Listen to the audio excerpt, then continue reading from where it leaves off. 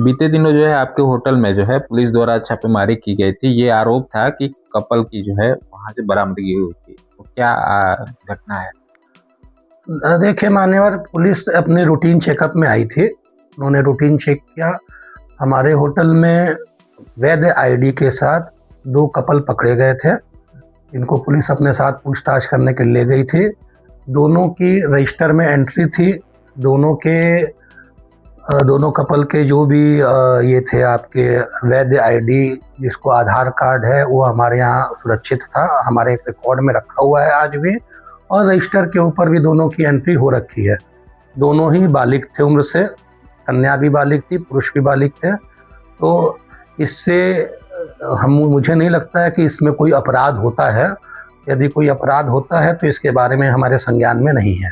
आरोप ये भी है कि आपने जो है पीछे के गेट से एंट्री कराई और वहाँ कैमरा नहीं लगा हुआ था, तो क्या इसकी वास्तविकता है? इसकी वास्तविकता साहब देखिए, आज से 1 महीना पहले तक हमारे होटल में जितनी भी एंट्री होती थी पीछे से होती थी, और हमारे पीछे के गेट पे 3 कैमरे लगे हुए हैं, जो कि एक सीढ़ी पे है, एक गैलरी में है, एक लेफ्ट साइड में है। चूँकि वो पहले मेन गेट था तो उस गेट की सुरक्षा और ज़्यादा है।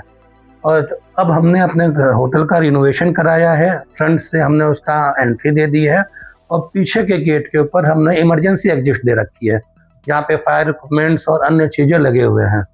तो यदि कोई व्यक्ति अगर पीछे से भी आता है तो उसको आगे ही आकर के एंट्री करानी पड़ती है। पीछे से एंट्री कराने का कोई प्राविधान नहीं है। एक खबर प्रसारित हो रही है जिसमें ये आरोप लगाया जा रहा है कि आपने रजिस्टर मेंटेन नहीं किया था और साथ ही जो है कैमरा जो है नहीं लगा हुआ था, और आप जो है पुलिस में दोषी पाए गए हैं। आपने जो है अपने आप को निर्दोष साबित करने के लिए सफेद पोशों का सहारा लिया है। तो क्या इस पे क्या कहना चाहेंगे? मान्यवर, हमारे होटल में 16 कैमरे लगे हुए हैं, छत से लेकर नीचे तक, और हर एंगल पे कैमरे लगे हुए हैं। हमारे होटल का कोई भी क्षेत्र, जो निजी क्षेत्र, जो कमरे हैं, उनको छोड़ करके कोई भी सार्वजनिक क्षेत्र ऐसा नहीं है जहाँ पे कैमरे न लगे हुए हों। जहाँ तक आपका एक और प्रश्न आया है कि होटल का रजिस्टर मेंटेनेंस का, होटल के रजिस्टर में मेंटेनेंस दिन प्रतिदिन हर कस्टमर के साथ प्रत्येक एंट्री होती है। आने का समय, जाने का समय, कहाँ से आए हैं, कहाँ को जाएंगे, किस प्रयोजन से आए हैं, कितने दिन रुकेंगे, ये सारी की सारी चीज़ें उस रजिस्टर में एंटर होती हैं। तत्पश्चात ही हम लोग कमरा प्रोवाइड करते हैं। होटल में फोटोकॉपी मशीन लगी हुई है। सबसे पहले इतनी पूछताछ करके एंट्री करा करके उन लोगों का आधार कार्ड की फ़ोटोकॉपी ली जाती है। इवन अगर आधार कार्ड में दोनों तरफ अगर किसी का नहीं होता है तो हम लोग उनको एंट्री नहीं देते हैं, जब तक पूर्ण तरह से जांच करके ही एंट्री दी जाती है। बालिगों को ही एंट्री दी जाती है। नाबालिग अगर बच्चे होते हैं तो माँ बाप के साथ एंट्री दी जाती है। ऐसे हमारे होटल में किसी प्रकार का भी कोई अवैध कार्य नहीं होता है।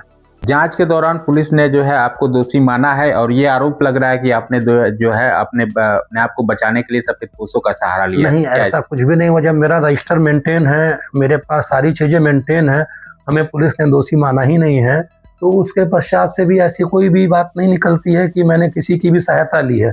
मैंने इस संबंध में किसी की भी सहायता नहीं ली है। और सफ़ेद पोश क्या होते हैं मुझको मालूम भी नहीं है कि सफ़ेद पोश किसको कहा जाता है। हमने ऐसी किसी से भी कोई सहायता नहीं ली है।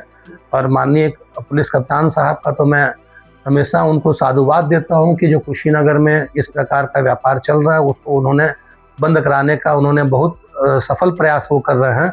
इसके लिए मैं अपनी ओर से कप्तान साहब को बहुत बहुत साधुवाद देता हूँ।